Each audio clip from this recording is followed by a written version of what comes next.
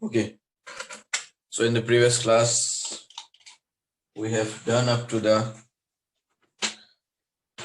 tubular reabsorption part. यहाँ तक हम लोग पढ़ चुके थे. Tubular reabsorption. First, we are studying about the physiology of kidneys, that is urine formation. Urine कैसे form होता है kidneys में. So 3 steps में urine form होता है. What are the 3 steps? पहला जो होगा that is glomerular filtration or ultrafiltration of blood. Second one will be the tubular reabsorption, and third one is the tubular secretion. So what do you understand by tubular secretion?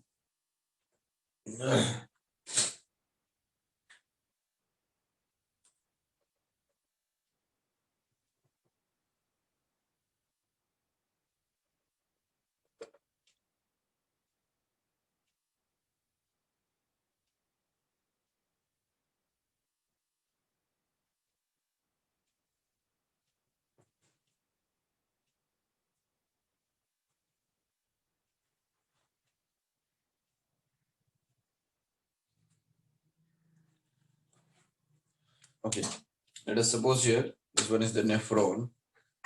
So surrounding the nephron में जो सारे substances absorb होता है, जो second step में था tubular reabsorption जो था, that is selective reabsorption of useful substances, useful nutrients. उसमें जितना भी सारा substances reabsorb होता है, वो reabsorb होने के बाद suppose यहाँ पर PCT में reabsorb हुआ, reabsorb बहुत सारे nutrients यहाँ पर PCT में reabsorb हो जाता है. reabsorb होने के बाद it is absorbed by the cells that are present in the wall of this PCT, है ना. फिर ये एब्जॉर्ब हो गया. इसके बाद ये फिर कहां पर चले जाएगा? Blood capillary. यहाँ पर एक ब्लड कैपिलरी होता है that surrounds this, पूरा एकदम ऐसे सराउंड करके रखता है ये नेफ्रॉन. तो ये ब्लड कैपिलरी में एंटर हो जाता है. It enters the blood capillary. Useful nutrients will be absorbed by the, कौन एब्जॉर्ब करेगा? Useful nutrients will be absorbed by the cells of the wall of PCT. PCT का cell सब जो है वो पहले एब्जॉर्ब करेगा, फिर उसके बाद ब्लड कैपिलरी में एंटर हो जाएगा. Blood capillary means blood stream में एंटर हो गया. ओके, ऐसे करके फिर बॉडी का different parts of the body में पहुंच जाएगा वो सब useful nutrients that have been absorbed. तो बहुत सारे सब्सटेंसेस, ऑलमोस्ट ऑल सब्सटेंसेस जो है ये एब्जॉर्ब कर लिया जाता है. कौन एब्जॉर्ब करता है? पीसीटी एब्जॉर्ब करता है. ठीक है, पीसीटी एब्जॉर्ब करता है. ट्यूबुलर रीएब्जॉर्प्शन प्रोसेस में पीसीटी जो है almost all the substances that are present in the filtrate उसको एब्जॉर्ब कर लेता है. फिर क्या क्या एब्जॉर्ब हुआ है पीसीटी का, ये हम लोग प्रीवियस क्लास में कर चुके. 70 to 80% of the electrolytes, most of the nutrients, most of the percent of water, 95% water, ये भी एब्जॉर्ब हो चुका. 70 to 80% of electrolytes and nutrients, ये भी एब्जॉर्ब हो चुका है. बस थोड़ा सा भी बचा हुआ है. वो थोड़ा सा जो बच गया है वो यहाँ पे आएगा इस ट्यूब में. ठीक, इस ट्यूब में आएगा. फिर ये loop of Henley. Now what happens in the loop of Henley? in the ascending in the descending portion of loop of Henle. ठीक है, descending portion of loop of Henle, this one is the descending portion. इसमें फिर जब आएगा तो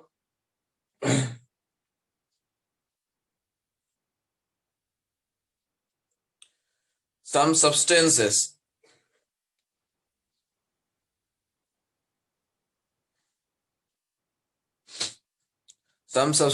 जैसे कि urea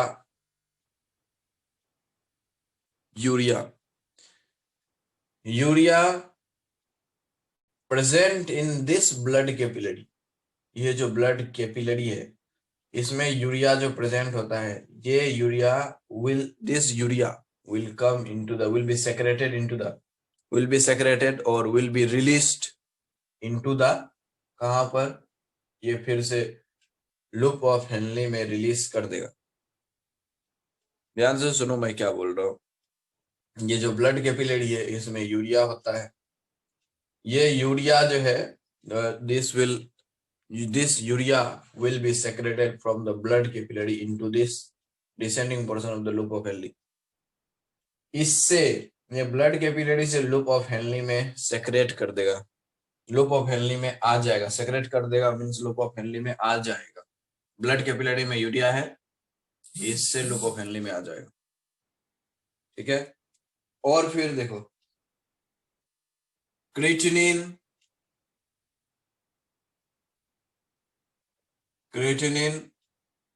drugs pigments and hydrogen ions, ammonia, these substances, ये इतना सारा substances जो है ना, these are secreted into the filtrate in the PCT। PCT में फिर ये सब substances जो है secrete हो जाता है। रीएब्जॉर्ब मैं यहाँ पर नहीं कर रहा हूँ, रीएब्जॉर्ब हैज बीन फिनिश्ड। जो जो सब्सटेंसेस को रीएब्जॉर्ब करने का था वो कर चुका है। यहाँ पर फिर मैं सेक्रेट करने का बात बोल रहा हूँ। सेक्रेट करना मींस ये ब्लड कैपिलरी से इसमें, ब्लड कैपिलरी से इसमें आना, ये ट्यूब में आना, रिनल ट्यूबुल में आना, ब्लड कैपिलरी से रिनल ट्यूबुल में ये सब सब्सटेंसेस को रिलीज करना, उसी को यहाँ पे सेक्रेशन बोल रहे हैं हम लोग। तो ये सब सब्सटेंसेस जो है creatinine, drugs, pigments, hydrogen ion, ammonia, this are also present in this blood capillary. ये ब्लड कैपिलरी से निकल करके इसमें पीसीटी में आएगा। ये सब सारा सब्सटेंसेस पीसीटी में आ गया। और फिर यूरिया, यहाँ पे यूरिया जो है descending portion of the loop of Henley, descending portion of the loop of Henle में फिर यूरिया सेक्रेट करके, यूरिया सेक्रेट होता है मींस यूरिया जो है ब्लड कैपिलरी से रिलीज होकर के लूप ऑफ हेनली ट्यूब में आ जाता है। फिर डीसीटी में क्या होता है?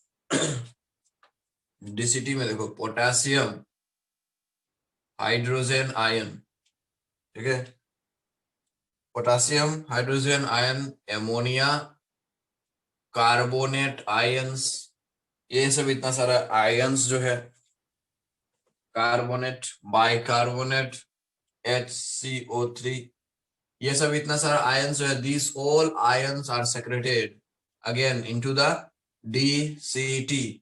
DCT में, this is the DCT, DCT में सेक्रेट हो जाएगा। डीसीटी में सेक्रेट हो जाएगा मतलब यहाँ पे जो ब्लड कैपिलरी है, इस ब्लड कैपिलरी से डीसीटी में आ जाएगा। ठीक है। तो these things are happening, these substances are secreted into the, मैं जब भी सेक्रेटेड मेंशन करूं तो समझना चाहिए कि ये जो ब्लड कैपिलरी सराउंड किया हुआ है, ब्लड कैपिलरी से निकल करके ट्यूब में आना, ये चीज समझना चाहिए, दिमाग में रखना चाहिए। ठीक है। तो पीसीटी में ये सब creatinine, drugs, pigment, hydrogen ion, ammonia, ये सब सेक्रेट होता है। Descending portion of loop of Henle में यूरिया सेक्रेट होता है।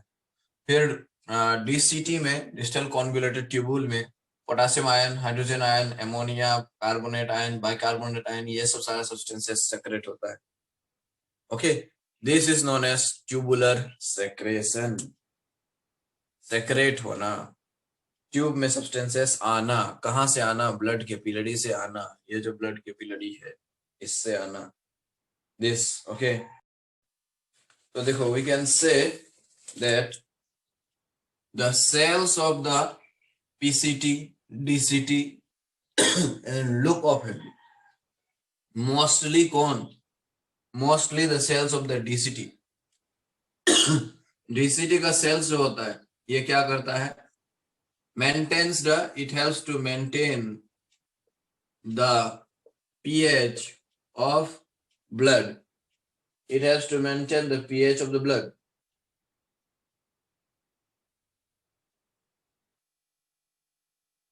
हाँ, कैसे मेंटेन करता है?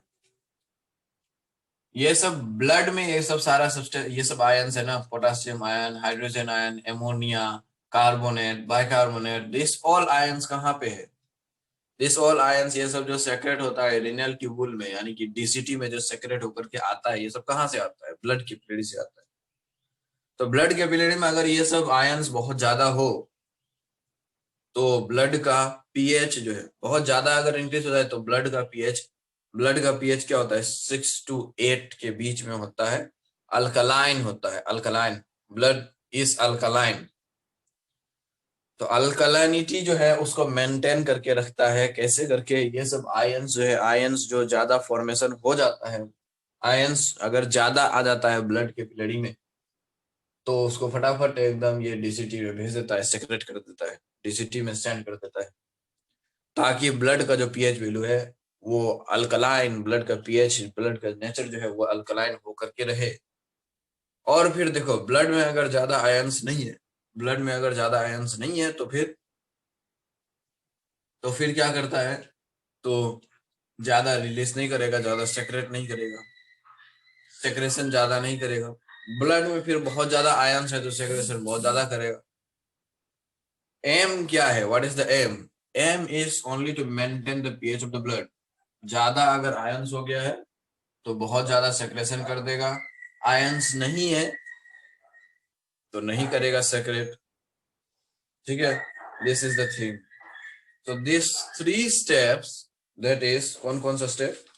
Glomerular filtration, that is ultra filtration of blood, और tubular reabsorption, tubular secretion. These 3 steps are involved in the urine formation. Okay, ये 3 स्टेप से होता है।